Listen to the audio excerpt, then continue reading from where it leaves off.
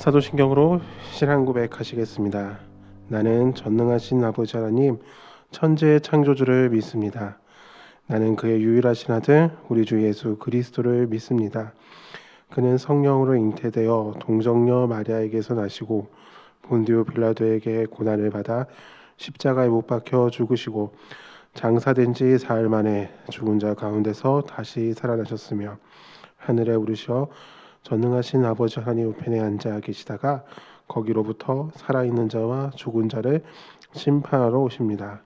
나는 성령을 믿으며 거룩한 공교회와 성도의 교제와 죄를 용서받는 것과 몸의 부활과 영생을 믿습니다. 아멘. 찬송가 254장 부르시겠습니다. 찬송가 254장입니다.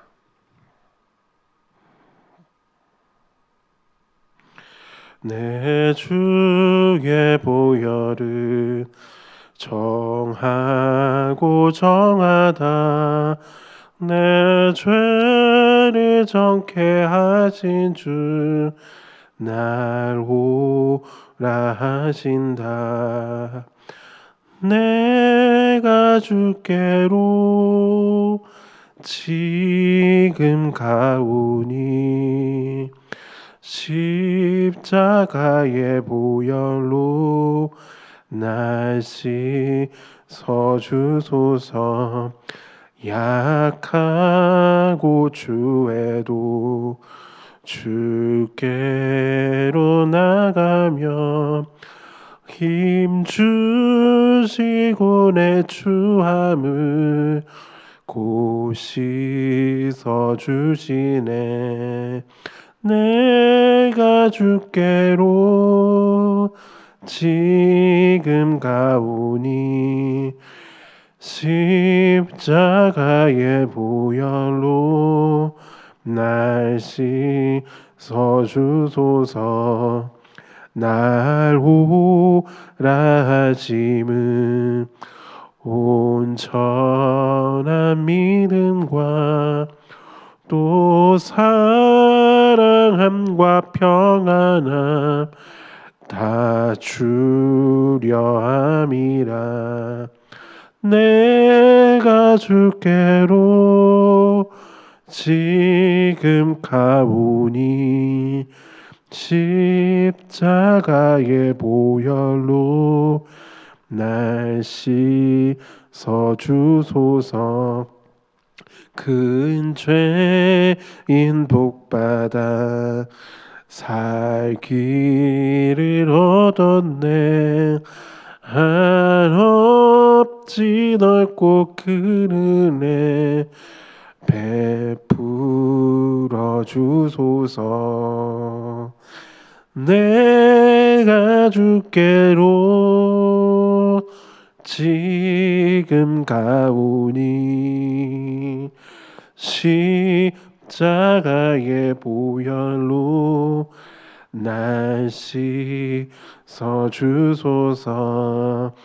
그 피가 맘속에 큰 증거 됩니다. 내 기도 소리 들으사 다 허락하소서. 내가 주께로 지금 가오니 십자가의 보혈로 날 씻어주소서. 아멘. 하나님의 말씀은 레위기 4장 말씀입니다. 레위기 4장 22절에서 35절까지의 말씀 함께 보시겠습니다.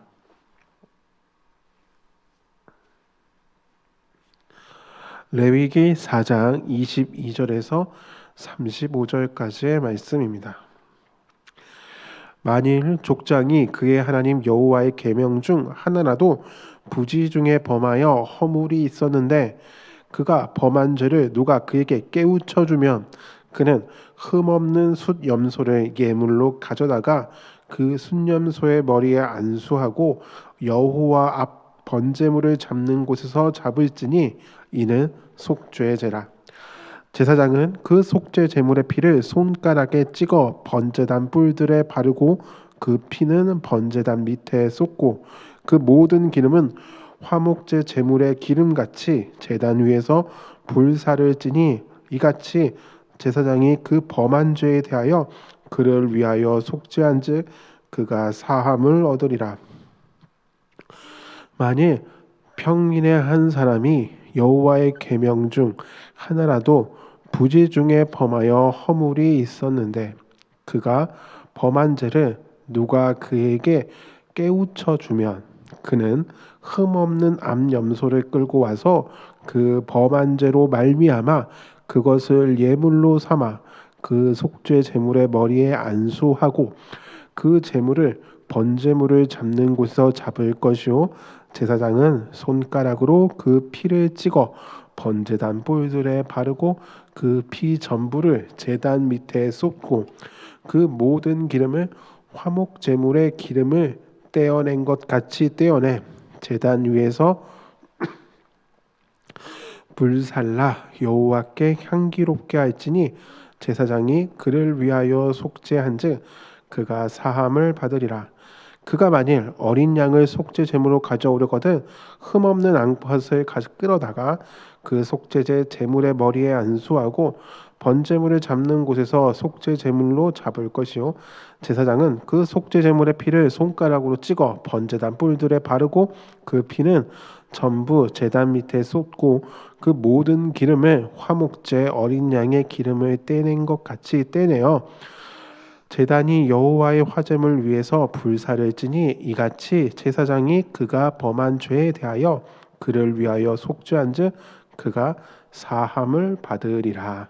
아멘.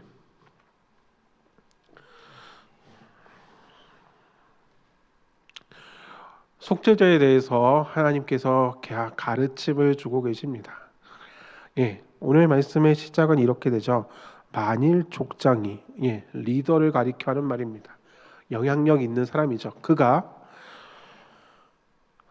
그의 하나님 여호와의 계명 중 하나라도 여러 개를 범한 것이 아니라 하나라도 부지 중에 범하여 허물이 있었는데 라고 되어 있습니다.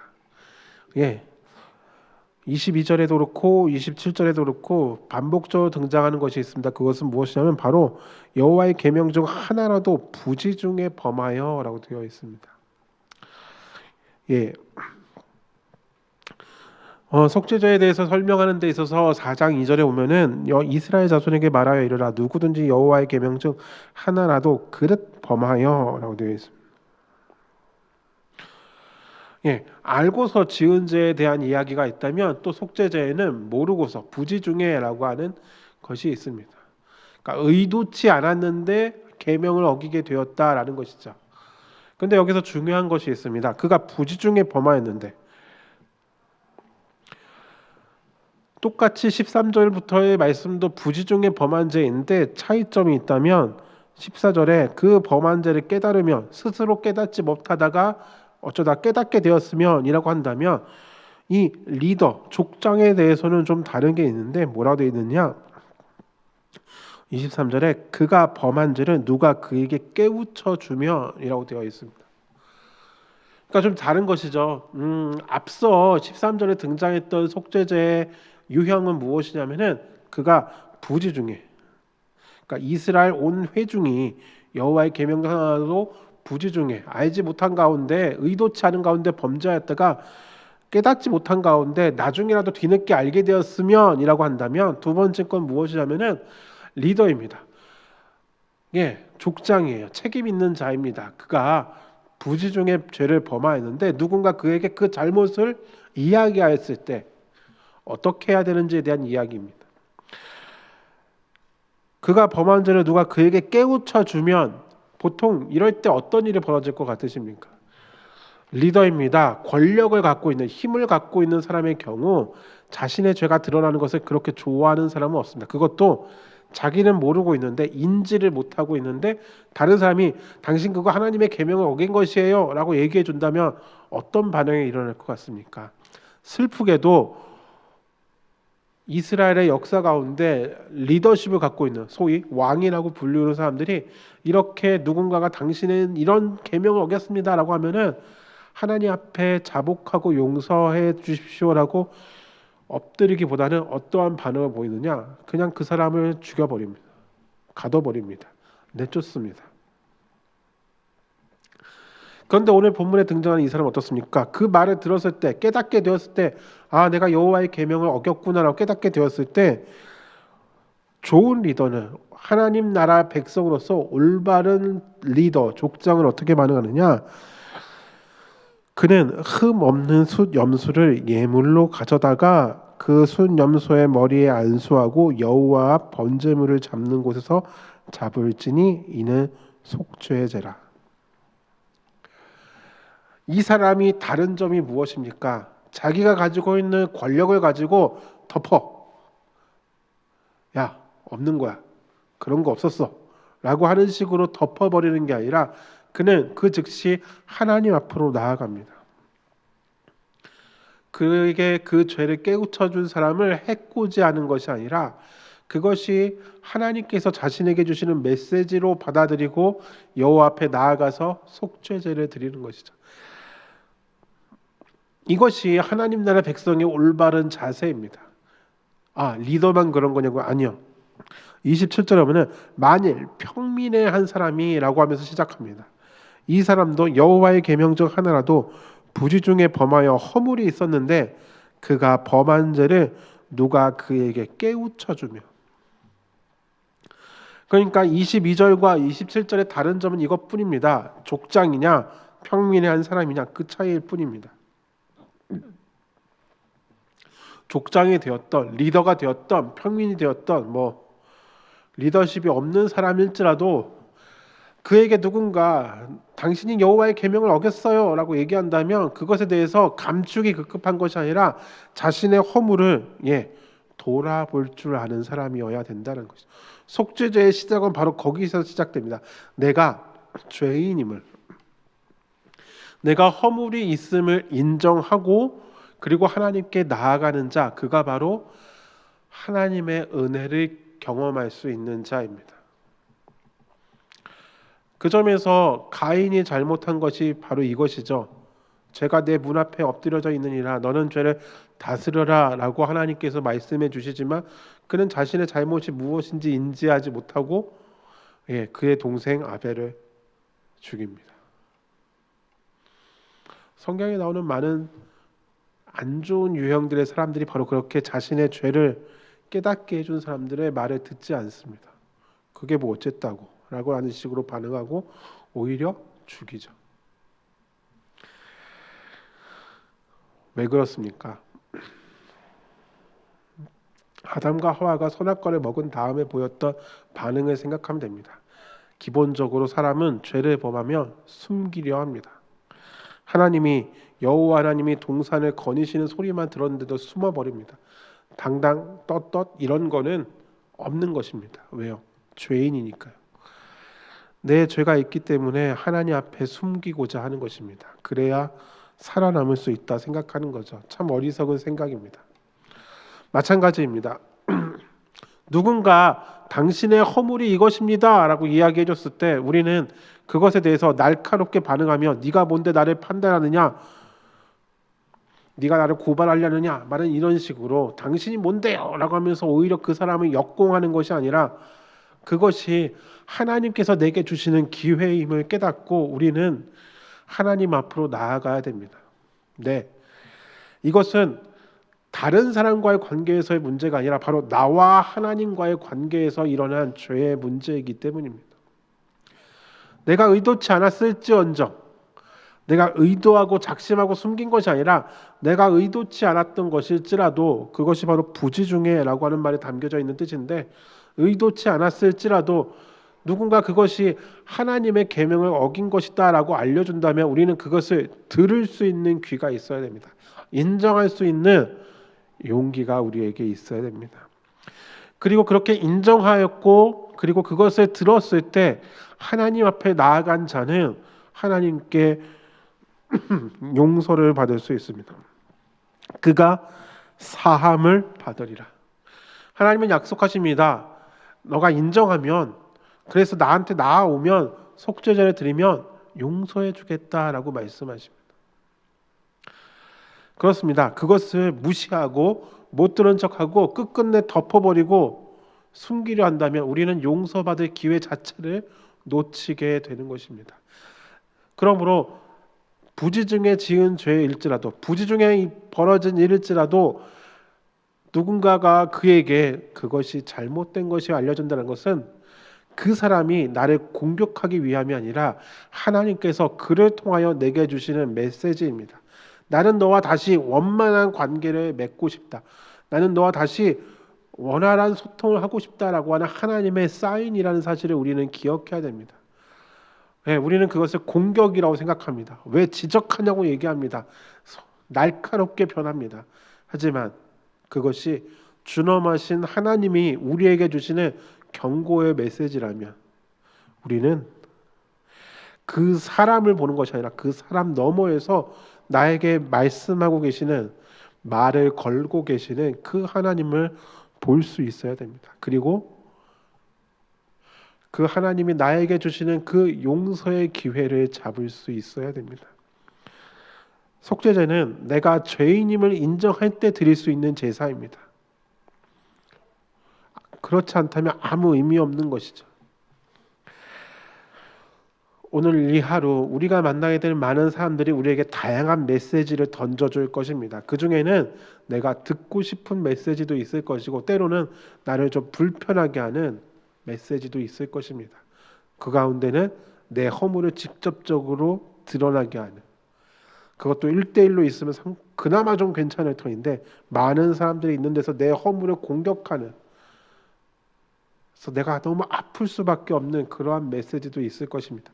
그러나 기억하십시오. 하나님은 늘 자신의 백성과 자신의 자녀와 불편함 없이 소통하길 원하십니다. 내가 편한 샬롬의 상태를 누리기를 원하십니다. 이 샬롬이라고 하는 것은 아무 문제 없는 그런 삶이 아니라 하나님과 내가 불편함이 없는 상태입니다. 하나님 앞에 내가 서도 아무 꺼리낌 없는 상태입니다. 저 요한계시록에 요한이 아멘 주 예수여 어서 오시옵소서라고 환영할 수 있는 것처럼 언제 어디서나 하나님을 만날 수 있는 거리낌 없는 불편함 없는 상태가 되기를 주님이 내게 요구하고 바라시고 계십니다. 그러기에 그 불편한 메시지조차도 늘 나의 허물을 돌아보고 늘 나의 귀를 바짝 열어서 그것을 받아들일 수 있고, 그리고 그것을 주님께로 들고 나아가 혹여 주님과 나 사이에 세워져 있을 그 장벽들을, 그 장애물들을 제거하고 용서함 받을 수 있는, 그래서 하나님의 자녀로서 마땅히 누려야 될 그 샬롬을 누릴 수 있는 저와 여러분이 되시기를 주님의 이름으로 부탁드립니다. 기도하시겠습니다. 사랑과 은혜가 충만하신 하나님 아버지, 오늘도 주님 앞에 나아갑니다.